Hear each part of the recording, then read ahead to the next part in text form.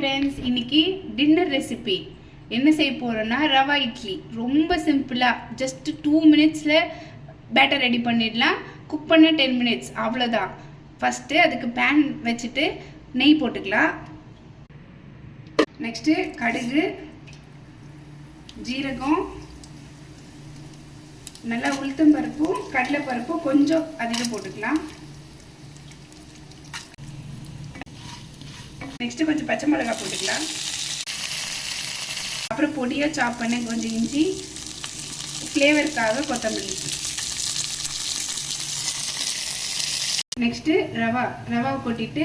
slow ஃப்ளேம்ல ஒரு 2 minutes நல்லா mix பண்ணி எடுத்துக்கணும்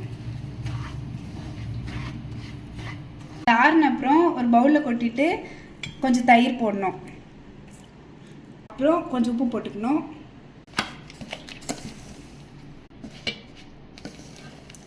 தண்ணி ஊற்றி ஒரு தோசை மாவு மாதிரி கலக்கிக்கலாம் இந்த மாதிரி நல்லா கலக்கிட்டு இட்லி பாத்திரத்தில் ஊற்றி வேக வச்சு எடுத்துக்கலாம்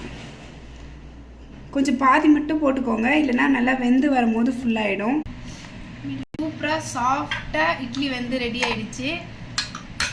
இது கூட உங்களுக்கு பிடிச்ச சட்னி எதுவாக இருந்தாலும் செஞ்சு டேஸ்ட் பண்ணி பாருங்கள்